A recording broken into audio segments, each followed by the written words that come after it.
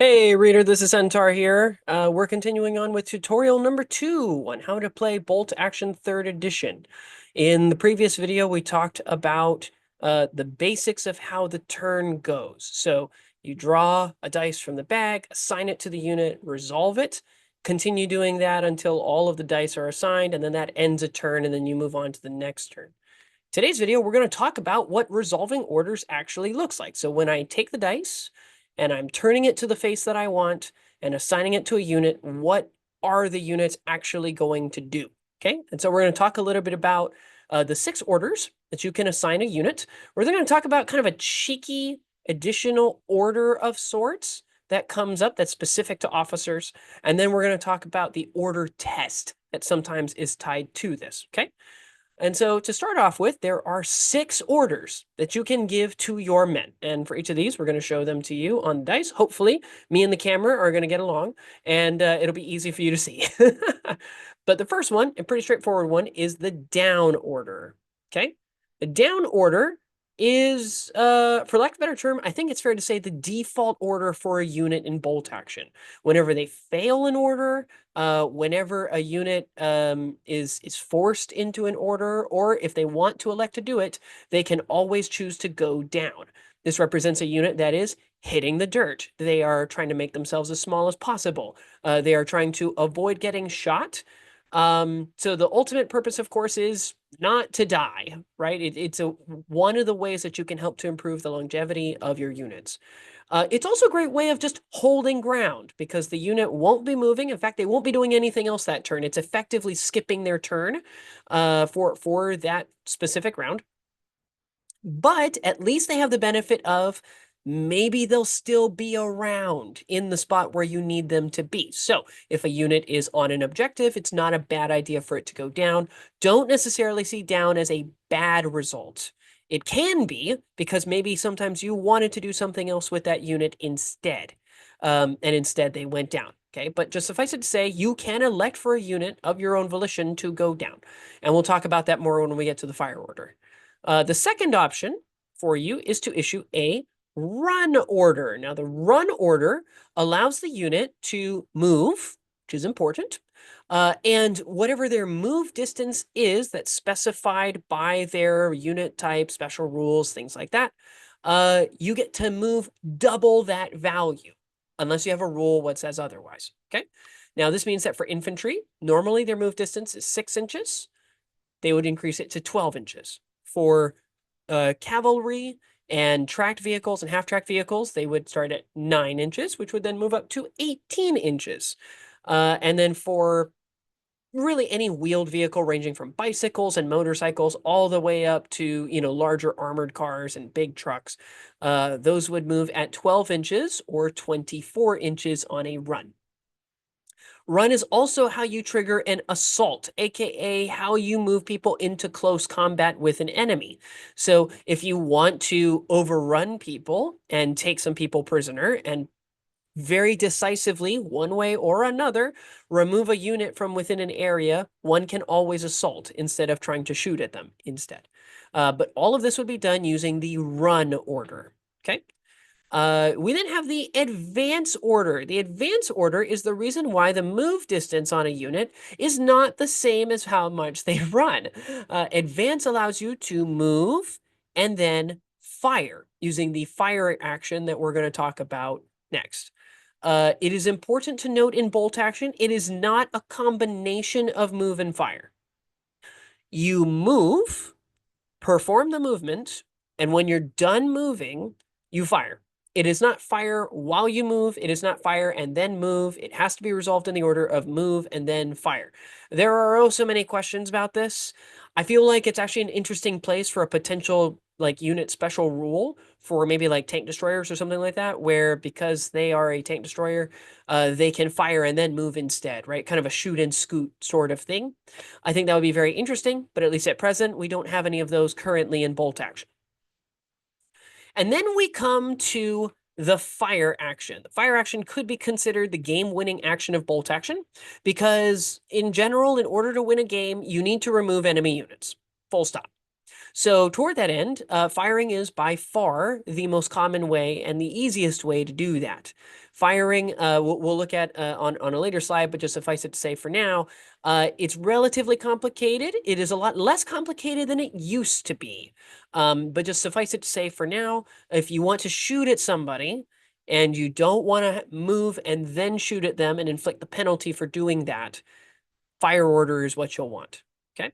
We then have the ambush action. The ambush action is where we tell our opponent that we would like to perform a fire action with this unit, but we don't want to fire just yet.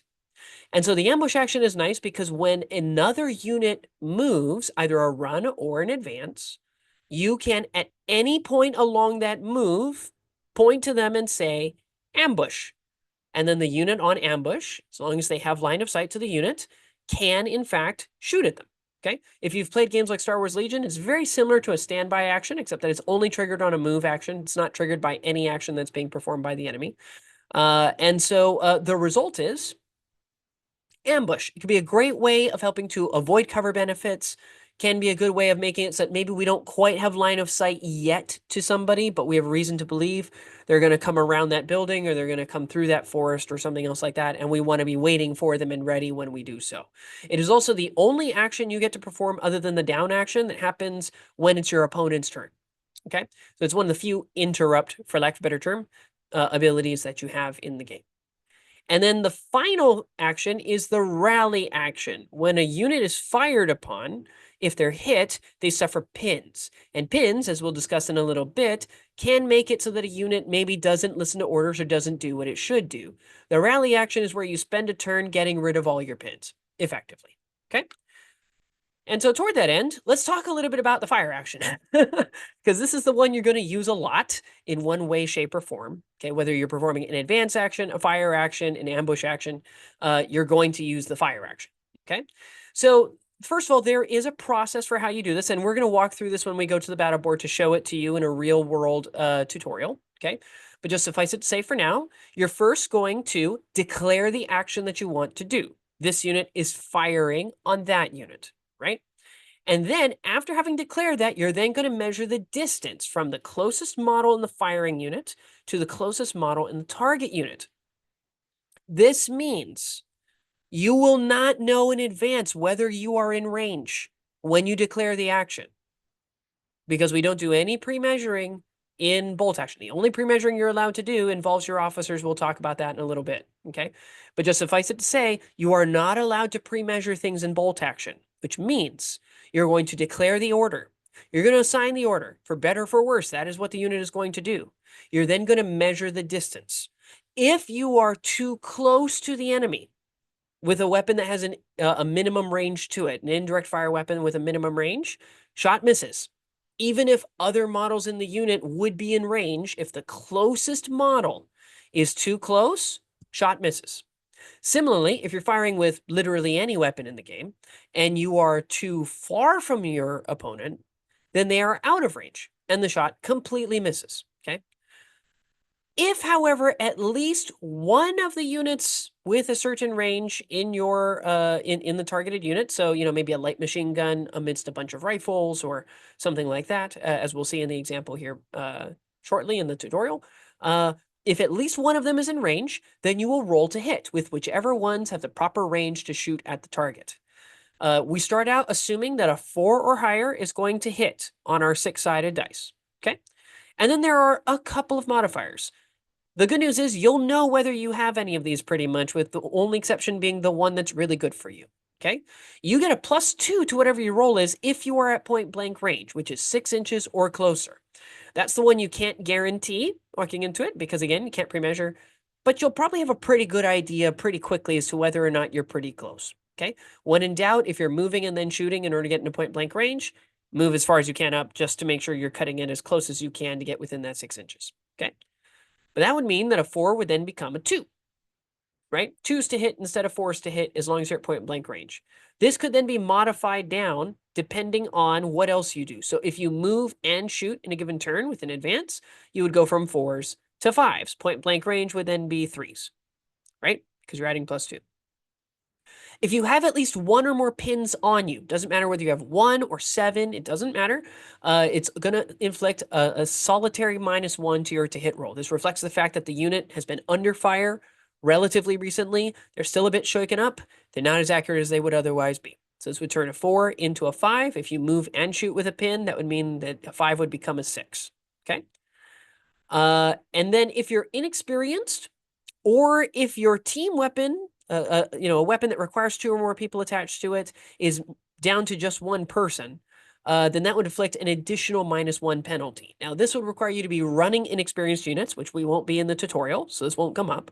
This would require you to have weapons that have 2 or more people present on them. So if you want to avoid that entire to hit modifier in your army, you can. You just don't run anybody inexperienced, with a little note later, okay? Or you can run just no team weapons, right? And then suddenly, bam, that whole one is just off the table. The only things you need to remember is get within point blank range if you can. Moving and shooting gives you penalties. Having pins on you gives you penalties. That's all you need to know, okay? Having rolled to hit, if you get at least 1 hit, doesn't matter whether you get 1 or 20, then you apply 1 pin to the unit. Or if it's a heavy weapon that does, basically like a big explosion, right? Or something like that, it might add D2 or D3 pins. So the way we do this is that you would take a single dice and you would roll it. And a D2 is basically a 2-sided dice, is what it's designed to represent. So a 4+ represents the number 2, and a 3 down represents the number 1. So half the time it's going to be doing 1 pin, the other half of the time D2 pins will be doing 2 pins. Okay, D3 is similar. It's designed to imitate a 3-sided dice. So a 1 and a 2 equals a 1, 3 and a 4 equals a 2, 5 or 6 equals a 3. Okay, nice and simple. If you run a Sturmtiger, you can do D6 pins, so you would just roll the dice and that number is exactly how many pins they get. It's the only case of D6 pins, so we won't be talking about that much here in the tutorial. Okay. After you've determined that you've done hits to the unit, you've applied the pins, you're now going to roll to wound. Good news, wounding is always the same for any unit. It is set by their veterancy in the event that they're an infantry unit. So a 3+ to wound an inexperienced unit, 4+ to wound a regular, 5+ to wound a veteran. And for any vehicle, whether that's soft-skinned or armored, that's going to be set by the damage value of the vehicle. So their veterancy level does not actually come into play in terms of how difficult it is to wound them. If they have a damage value of 7+, you would need a 7 or higher on the dice, which means you would need a penetration modifier from your weapon in order to break through. Damage value 7+ and above is going to be immune to rifles, pistols, machine guns, things like that. But, maybe a heavy machine gun or a howitzer or an anti-tank gun, an autocannon, some sort of proper heavy weapon might penetrate that armor, right? And so you would still be rolling to wound, but you'd get a bonus to your modifier to try to hit numbers that are above a 6, okay? If the unit is wounded and a wound occurs, there's a chance that you might be able to block it. And this is where cover saves come into play. Doesn't always come into play, but sometimes it does. If half or more of the unit, that would be half or more of the visible chassis in the event that, of the chassis on a vehicle, or half or more of the models are obscured by a form of terrain, then it gains a form of cover. So soft cover, typically this would be like, being present in a forest or being behind like a wooden fence. Sometimes you'll get this for being like in a crop field or behind a soft skin vehicle like a truck or a Jeep. You will get a 5+ attempt to try to block any wounds. So if you suffer 3 wounds, you pick up 3 dice, you're looking for a 5 or higher. If you can get a 5 or higher, then that dice blocks one of those wounds that's coming through. Any additional wounds that are not blocked go through, do damage, possibly could remove the entire unit if you're not careful, okay? Hard cover. This is a good number of buildings, stone walls, trenches, other like preset fortifications, things that were designed to stop something from hitting you. You're looking at a 4+ hard cover save. So you'd roll your dice for each wound. On a 4 or higher, you block the wound. On a 3 down, the wound goes through, okay? If somebody has the infiltrator keyword, which is typically like snipers, forward observers, some scout units, spotters, things like that, then they add a +1 to any cover save that they already have. So they would turn a soft cover save because basically they're lying down most of the time, right? So they're just a generally harder target to hit. they would turn a 5+ cover save into a 4+ cover save, and a hard cover 4+ save into a 3+ save. Okay, so slightly more difficult to remove. And then if you go down with the down order, which is what we're talking about, then you will improve your cover save by 2 to a minimum of 2. You know, a 1 won't work, okay? A 1 doesn't work. Ones always fail in bolt action. But it does mean that as long as you go down to the attack, which happens before you see whether or not they have any hits. They declare the attack, you declare that you're going down if you haven't done anything yet for the turn. It means you're skipping that unit's turn, but again, they might survive. Then you would turn a 5+ cover save for soft cover into a 3+ save, and you would turn a 4+ cover save for hard cover into a 2+ save, which is really great. So if you really need somebody to survive, you can go down. Now, here's the trick. If they're within 6 inches of you, going down at pretty close ranges doesn't actually reduce the size of your silhouette. So to reflect this in bolt action, going down doesn't actually give you a benefit to your cover save if the enemy is within 6 inches. So if they're getting that point blank range shot, they're going to have an easier time hitting you, and I would not recommend you go down as a reaction to it because in general, it's not going to help you very much. Okay. Now, for those of you who are thinking that's pretty complicated, it can be. I think you're really going to like how firing indirect works. We're not going to be looking at that in today's tutorial, but we will be looking at that in a future tutorial when we look at indirect fire weapons. Okay. All you need to know is the range, you know, all of the to hit roll bonuses that you see, scrap all of them. You don't use any of them. Okay. The cover save bonuses that you see here for the target, indirect fire, high explosive damage, ignores all cover saves. Going down means that they'll cut the number of hits they would suffer in half. And that's the advantage of going down against those. But just suffice it to say for now, since we're talking about orders, going down can help you sometimes to stay alive. It's just only going to really help you if people are relatively further back from you. If they're right up in your face, going down is not actually going to help you very much. Okay? And so now let's talk a little bit about assault, because assaulting is another way to remove units. Okay?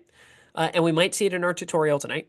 But again, this works very similar to shooting, okay, except that it's a little bit faster than shooting. So first things first, you assign the run order to the unit and declare that this unit wants to assault that unit. Okay, we are running to that unit intending to assault. That means we're going to be trying to get into close combat, which means we measure the distance from the closest model to the closest model to see whether or not we are within the charge distance of the unit. For infantry, that's going to be 6 inches, becomes 12 inches because it's a 12-inch run. For cavalry, for tanks, that's 18 inches, okay? Here's the tricky part. We're going to talk about terrain later, but just suffice it to say, if you're having to cross things like barbed wire or fences or forests or things like that, it's not actually going to be double your move distance. You're actually just going to move your standard move distance is what's going to end up happening. So you might end up having a shorter charge than you otherwise would believe. If you fail to charge, you stagger forward up into your move distance, however far you would be moving, and then you stop. Okay? Potentially problematic. I have definitely attempted an 18-inch charge with a cavalry unit to only find out, to my horror, that I was 18¼ inches away. It was very, very close. It was right on the cusp, but not quite there. Okay, so it does happen. It does happen sometimes. But just know that in general, if you know you're going to be pretty close, especially if you shot at somebody so you know what the range is between you, you can declare an assault and attempt to run in. Assaulting people in this game is dangerous, quite dangerous, especially in 3rd edition, because after measuring the distance and you've decided that you're going to shoot, that you're going to charge in, the enemy can elect to reactive fire. If they haven't activated yet, if they don't have an order dice assigned to them yet, or if the order dice they have assigned to them is an ambush order, then they can say, all right, well, we would like to shoot back. And if they haven't been assigned a dice yet, then you reach into the order die bag and you pull out a fire order for them. Okay, this will be their activation for the turn, is trying to disrupt the charge before it comes in. At which point, then they get to shoot at you. They have to shoot at you where you start your movement. So if you're tucked away partially behind a building or behind a stone wall or something else like that, they'll be shooting at you and you'll be getting covered against it to protect your boys before they assault in. If they have an ambush order, they can, per the rules for ambush, declare that fire action at any point along your move. including when you're only a couple inches away, not in any cover, at point blank range, and then they can shoot at you. Okay, can be very, very dangerous. I would not generally recommend assaulting a unit that's on ambush. Okay, unless it's a very, very tiny unit with a very small amount of firepower. If it's an anti-tank rifle that only gets one shot, is likely to only remove one person. That's one thing. Okay, but if it's anything else, if it's any sort of larger squad, machine gun based weapon or anything like that, I would just be very careful. Okay. However, if you find that you are in range, and after we have resolved any reactive firing, then move all of the attacking units, all of those models, into base contact with an enemy model as much as you are physically possibly able to. Obviously, if you have like a 10-man cavalry unit, so they've got bigger bases, and you're charging into a single solitary forward observer or officer or something like that, and so it's one model, you're probably only going to fit like 6 people around him, right? Move the others as close as you can. But the important thing is this is the only time in the game when hypothetically units should be within an inch of each other, okay, is when they are actively fighting each other in close combat. And then when that happens, we assume that the to hit rolls are automatically successful. We don't roll to hit. There's no modifiers to hit. We skip straight to wounding, okay? And again, wounding difficulty is set by the veterancy or damage value of the vehicle. Veterancy for infantry and artillery, damage value as regards vehicles, okay? As to how you go about rolling this, in most cases, it's going to be simultaneous. So it's a lot like Axis and Allies if you played Axis and Allies, right? Where, maybe the attacker rolls first, the defender moves their casualties back, but they still get to fight with all those casualties, right? They still get to do it because it's assumed that they're fighting at the same time. We just don't want people's dice hitting each other in the tray and causing things to maybe miss or maybe hit, and there being questions. So, maybe allow each player to roll individually, or, maybe you guys roll on different sides. But the point is that everybody's going to be participating in the fight, okay? There is one exception to this. If the defender is behind a defensive position, if they are in a trench, if they're behind a wall, if they're in a building, if they're in a ruin, if they're in a forest, something like that, and the attacker is attacking them through these things, so they haven't come around, they didn't maneuver beforehand around the wall and then charge them starting from behind the wall and then going toward them from their same side of the wall, something like that. If something like that is not happening, then the defender actually gets to fight first. The attacker has to then respond with any remaining people after suffering casualties, and then they go on. So assaulting, as you can see, can be quite dangerous because you might walk in with higher numbers, but then get shot on approach, lose some men, and then because you're fighting them, say, over a trench wall or through a building's wall or something else like that, the defender might get even more of you before you even get a chance to try to attack the enemy, okay? It can be very dangerous. All you need to know is, once you've rolled to wound, calculate the number of casualties on both sides. Side that has more casualties, that dealt more casualties to the enemy, is considered the winner, okay? At which point, they take everybody else in the unit captive. So one way or another, whoever did the most wounds, they're going to win. The other unit is going to be removed. One unit is going to stay. One unit is going to be gone, one way or another. Okay, now there's one exception to the counting up casualties, person with the most casualties wins rule. If, let's say, 4 infantry run in and they do 4 wounds to the enemy, and the other guys do 4 wounds back to them, technically a tie means we would go to a second round, right? Because we don't have a winner yet, and we have to have a winner. Assaults have to be decisive. If one unit is just completely removed, they literally just lose every single man, right, in their unit, then they are by de facto the loser. Even if they did less wounds than the enemy did, well, even if they did more wounds than the enemy did, it doesn't matter. They don't have any men left, which means nobody's taking anybody captive, which means that's the end of the assault, okay? But the important thing to remember about assault is it is brutal. One unit is going to be gone one way or another, so make sure before you charge in that you've softened up the enemy, maybe thrown some pins on them if they haven't activated yet, so that way they have a harder time hitting. Remove down their numbers. Maybe instead of charging an 8 or 9 man unit, make sure you charge them when they're down to like 5 men or 4 men or something else like that. Wear them down a bit, run them down a bit, and then jump in there so that way you can finish them off, get them off of the objective, and go. After you've finished assaulting, infantry get to regroup. You get to roll a d6, and so you get to move your guys up to that many inches to kind of represent the fact that they've been able to kind of pull themselves back together and get into unit cohesion. If they're a cavalry unit that overran a unit, they get to roll 2d6 inches.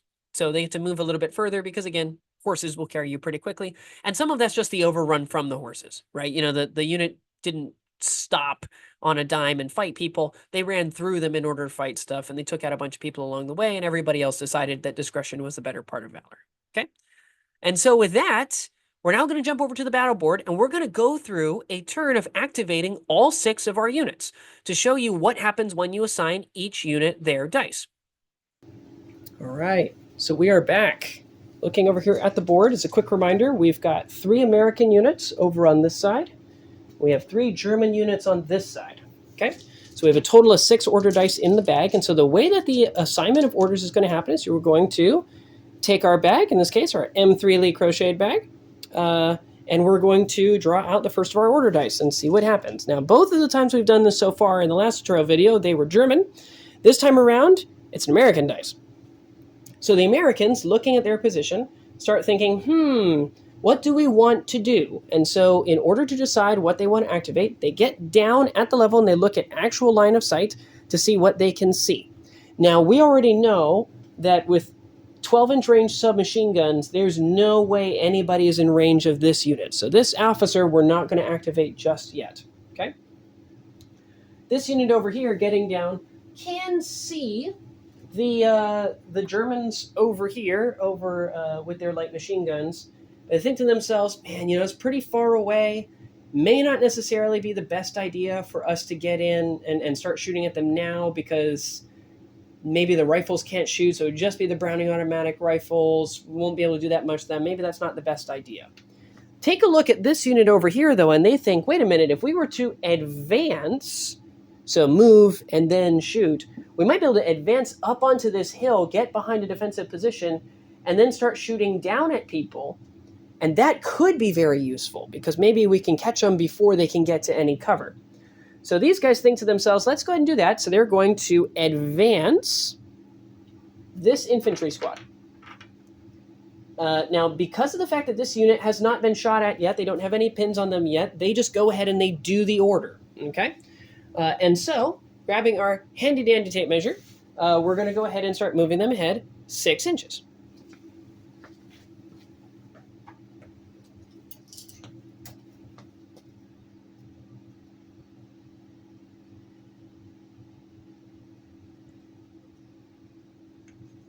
And it's important to note that when we're moving these guys up and moving them into position, we're going to keep all of the models of the same unit within 1 inch of each other. So that way we know that this is in fact 1 unit and not 2. We're also going to keep every other unit beyond 1 inch of this unit. So that way we know exactly which models are part of the unit and which ones are not. In order to help myself out, I also put like different colored flowers on each of the bases. That way I know which person is with which squad. But you don't technically have to do that. And strictly speaking, the rules say, please just keep the units apart from each other just so that way we know which unit is which. Okay, so my recommendation is do that. Now that I've moved the units up and I've declared in advance, I declare that they are shooting at this unit over here. I have not measured any of this, so I don't know how far this is. So in this case, I'm going to go ahead and set my tape measure to 30 inches because that's the longest range I have. And I'm going to first check for the rifles, okay? This saves me time because if the rifles are in range, this one is not in the second rank. This one is, as is this one and this one. But if a rifle is in range with 24 inches, then obviously a 30-inch Browning automatic rifle would be as well. So my recommendation is work smallest to biggest, okay? Unless you're obviously certain that you're like, okay, that's clearly beyond 12 inches, so the submachine gun, we can skip over that one, right? Or something like that. In this case, it looks like the 3 guys in the back in the second rank are out of range of these Germans. So these 3 rifles will not be contributing dice to the attack because they are out of range. They automatically miss. These 3 rifles, plus the 2 Browning automatic rifles, are in range. And so they are going to go ahead and shoot down there. Pro tip, grab dice of different colors just in case there are any questions about which weapon is which. Go out and just buy one of those really, really big sets of dice or something like that that gives you lots of different colors or something else like that. I think that'll be probably the best way to do this. In this case, looking at the difficulties here, we would start with a 4+ to hit, goes to a 5+ to hit because of the fact that we moved and then we're shooting, right? We're advancing, Okay, so it's going to be 5s to hit. We are not inexperienced, so that doesn't come into play. We're regular, so we don't have to worry about that. None of these are team weapons, missing assistance, and we don't have any pins on us, which means that our difficulty would be 5s.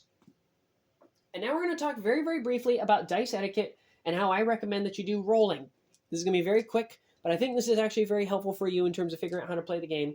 The first thing you should do when you're rolling is have a space where you're going to roll, where you're not going to knock over people's models, you're not going to move around terrain, things like that. It just makes things a little bit better. Again, it's just good etiquette. And we're going to go ahead and roll. And once we've rolled, you'll sometimes see people picking out the dice that are hits. Don't do that, because your opponent can't see them. They don't know that you're not cheating, okay?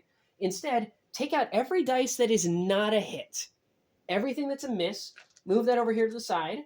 And then when they can see your hits, point to them and say, these are my hits. Okay, I've already clarified with my opponent. We need a 5+ in order to hit. Boom, these are my hits, 5s and 6s. Then, after my opponent can see them, I'm then going to pick them up, and I'm going to declare my difficulty to wound. Now, these guys are veterans over here, so this is going to be 5s to wound. So I will tell my opponent, rolling to wound, looking for 5s. Now we're both on the same page as to what it is that's going on. We go ahead and roll. As you can see here, it's all 1s and 4s, which means there's no wounds that happen here. Okay, they will suffer 1 pin. There's been some shooting that way. Maybe a guy even got grazed or something like that, but it has not taken anybody out of the fight. We have dealt no casualties. Okay, and so now that we have moved and we have fired, we've resolved that advance order. Their order is now done, and we can move on to the next unit. And so it may seem like a lot of steps, but just trust me, as you go along, it's going to get a lot faster and a lot easier. Okay. Next person to activate is a German dice. The Germans have a couple of questions now. The board has changed slightly since their last since the beginning of the turn, right? This unit has moved up. They've moved closer. They're also clearly going to be in heavy cover, so they're not going to be as easy to remove. They could try to activate one of those units over there. They have a relatively shorter range. Instead, what they're going to do is they're going to do a similar maneuver. They're going to advance the machine guns over here with an intent to fire on this unit over here. Reason being, they think that that'll probably be within range. They're going to be in soft cover. That's fine. It's all right. They're going to be in heavy cover. They're going to be in soft cover. So it benefits them. And they have enough shots that maybe they can help to kind of winnow down one of the more dangerous units. They could take shots at the officer over here. But in reality, the officer's not going to swing that much when it comes to the battle, and then they're going to not do nearly as much damage to that unit. So they're going to try to preemptively weaken this unit over here. So toward that end, they declare an advance action. This unit, once again, hasn't suffered any pins, so the action just automatically happens. They don't need to worry about it. Technically speaking, if their plan is just to move up to the to the sandbags, and they don't have to pre-measure it, they're clearly within the 6 inches they're allowed to move. I recommend just getting into the habit of grabbing your tape measure before you move a model, okay? So my recommendation is just go ahead and give it a go. In this case, these two guys are going to walk up over to here. Their relative loaders are going to be pretty close to them, so we know who the loaders are. I tend to just include some of those like additional ammunition loop, bandoliers on top of mine, just so that you can easily tell which ones are the loaders at a glance. And then the NCO for the unit, we'll put him out over here, bringing him a little bit closer because, again, he only has a rifle, so shorter range than the machine guns. And now that we have set this up, we're now going to measure to the units. In this case, 24 inches for the rifle will touch this infantryman over here, which means the 36 inches for the light machine guns will clearly reach. Okay? And so because of that, we now have officer with his 1 shot, and each of these machine guns dealing 5 shots. 2 men behind them will not contribute anything because they're loading for the light machine guns. In their role as assistant, they are not allowed to also fire their own rifles. So that'll give us 5, 10, 11 dice for these. Pro tip, by the way, German machine guns are really good, and you should be very careful of those because they do put out a lot of fire. Okay? Now this unit over here, seeing that that's where the shooting is going to happen, 11 shots looking for 5s is probably at least 3 or 4 hits. There's a non-zero chance they're going to lose some guys here. So what this unit is actually going to declare to do is they're going to go down as a reaction to this. This is an important point. You have to declare that you're going down before you see how bad the attack is. Okay?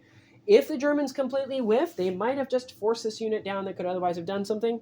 But in this case, the Americans really, really want this unit not to die. So they're just going to go down as a reaction to this. We put the down order next to them. It's not going to affect the to hit roll, but it's going to improve that cover save from a 5+ save to a 3+ save. And they're hoping that by hitting the dirt, they're going to hit some trees, they're going to hit some logs instead of hitting some of our boys. Okay? So in this case, the Germans, they're rolling their 11 dice, and they are looking for, starts at 4s, becomes 5s because they moved and shot. They're a regular unit, so inexperience doesn't come into play. They have all of their loaders, so there's no penalties there. That means looking for 5s. As they roll in there, this was a pretty bad roll. Only 2 of them are hits. They show their hits, and then they roll to wound looking for 4s.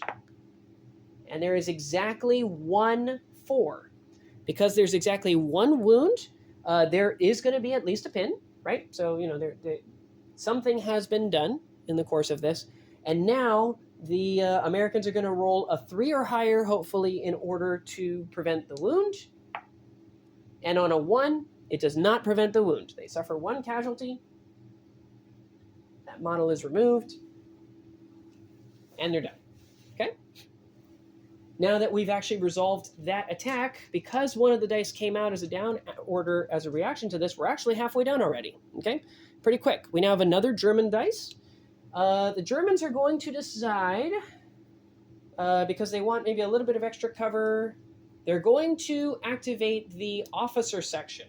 He is going to also use a special action. And this is where, when we talked earlier about how there's kind of a special order that officers can do, the special order that officers get is that they get to call what we call a U-Men Snap 2 action, where the officer can activate a number of other units. Typically it's 2 for platoon commanders. Germans technically get a 3rd because of their army special rules. But just suffice it to say, when they activate, they can actually draw extra dice out of the bag and issue orders to those units as well to go along with them. So in this case, the Germans only have 1 unit that's actually in range because these guys are too far away. They're beyond the 6-inch radius of this officer's Snap 2 order.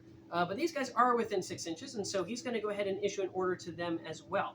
He's going to issue himself an advance order, and he's going to give a run order to these guys because he doesn't think that the 12-inch submachine gun range is going to be able to get in range to actually shoot the string. And the important thing to note about these U-Men Snap 2 orders is that you can technically move any unit first or any unit second. You don't have to do them, you don't have to do the officer first. You can do them in any order. So in this case, the officer and his men are going to jump in here. And as they get into this dugout position, they're then going to attempt to fire upon this unit over here. And they measure 18 inches for their assault rifles, and the closest guy who has the longest reach is out of range. They don't reach, which means the attacks automatically miss. Okay. This unit then decides to begin their run. You remember how they have a pin on them from being shot at earlier? This is where the order test comes in.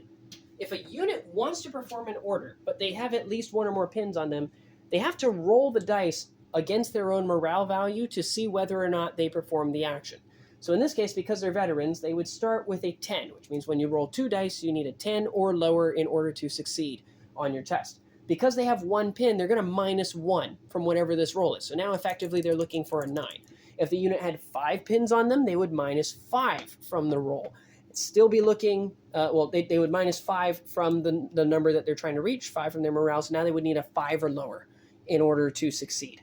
So it's tricky. The more pins you have on you, you might just be in a better chance rallying, and this is what that rally order is for, is getting rid of all the pins so that way the unit will actually do what you want them to do.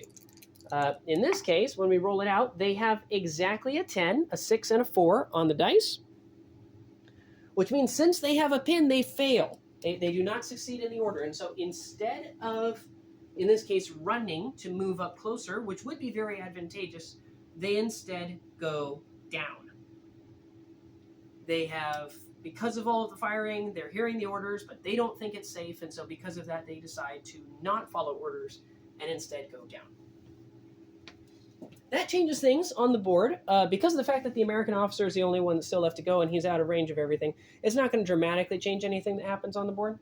But in this case, the officer is going to receive his order, and there's not a whole lot for him to do. He's going to go ahead and just perform a run. Seeing that the enemy is shifting more of their stuff this way, he thinks to himself, you know, it might be a good idea for us to have a little bit of extra help to help out this squad so the squad doesn't get overpowered. And so, because he doesn't have any pins, they can do whatever they want. And so he's going to go ahead and they're just going to run into these dugout positions over here in order to prepare for the oncoming horde. All of the units have activated. Everybody has their orders assigned to them. And so we are ready to collect back up all of the order dice. Pins remain. Okay. So, you know, they will stick around from one to the next until a unit rallies or passes orders in order to remove things. But just suffice it to say, now all of these would go back into the dice bag, and we would move on to round 2. Okay? All right. So hopefully that was useful for you. But again, relatively straightforward. Think through what you want the unit to do, what they're best at. Declare your action. Be bold. Measure it out using your handy-dandy tape measure. Roll to hit as needed. Roll to wound as needed. Move on. New dice, right? We're going to try to keep things moving as much as possible. The beauty of the order dice mechanic is it does allow for some very seamless, very quick, very dynamic action, and we want to maintain that action, okay, as we're going through it. In the next video, we're going to step back from a lot of the mechanics of bolt action. We're going to talk a little bit of strategy since we just talked about orders. I think there's a lot of chance you're going to have some analysis paralysis when you're first getting started on, which unit should I activate? What should I be doing with them? And so we're going to talk a little bit about order prioritization and which units you might want to consider activating before others and kind of the hierarchy of orders, depending on what your strategy is and what it is that you're trying to accomplish during that time. If you have any thoughts, please let us know down below. Hope that this has been useful, and we will see you next time.